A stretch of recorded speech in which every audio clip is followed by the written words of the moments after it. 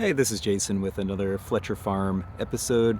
I want to focus on my favorite tree in the orchard, and it should be no surprise as to why this is my favorite. Not only does it put out beautiful foliage here, it's an ornamental tree, but the fruit, in my opinion, is just unbelievable.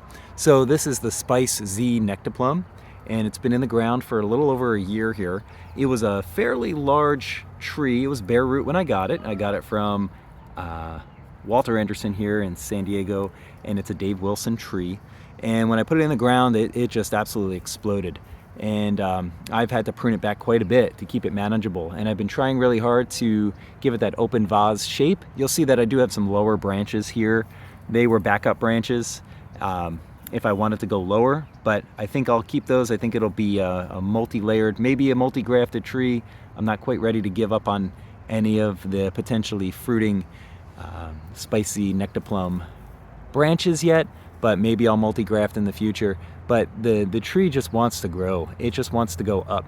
And if I stand next to it here, I'd say that it's definitely at the 6-foot mark, maybe a little bit higher, and that's just the beginning of the season. It's just putting out its leaves right now, so it'll definitely skyrocket real soon. As far as the fruit is concerned, it looks like a nectarine. It's got that smooth skin, and it's a cross between a peach, a plum, and a nectarine.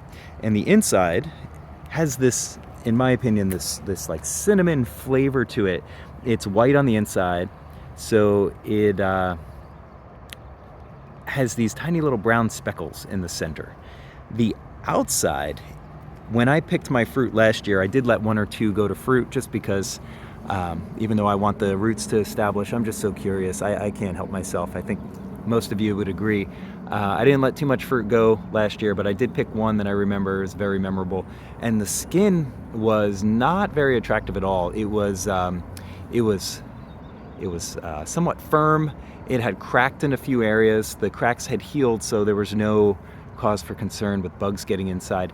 But I can definitely see if this fruit was sitting on a grocery store shelf, which it is not, that if I was just looking at the outside, I definitely wouldn't pick up the fruit because it wasn't very attractive. And I'm not sure if that was just the fruit that I got last year or if that's pretty typical of Spice Zee Nectaplum.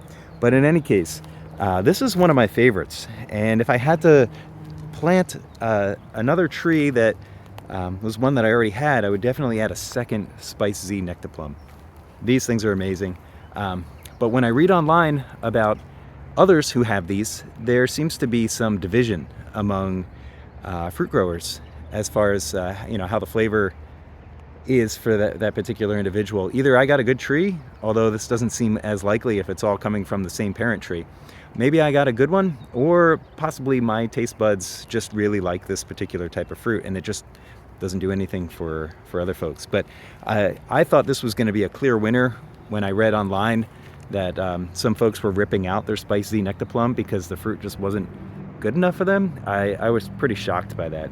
But I've got a winner, and if this year's fruit is anything like last year's fruit, this is going to be a tree that I visit very frequently because I just absolutely love it.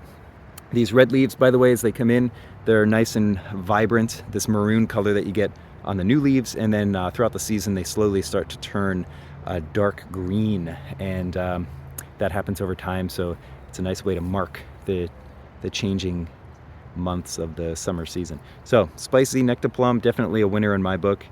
I'll be coming back here and shooting this one again in the future.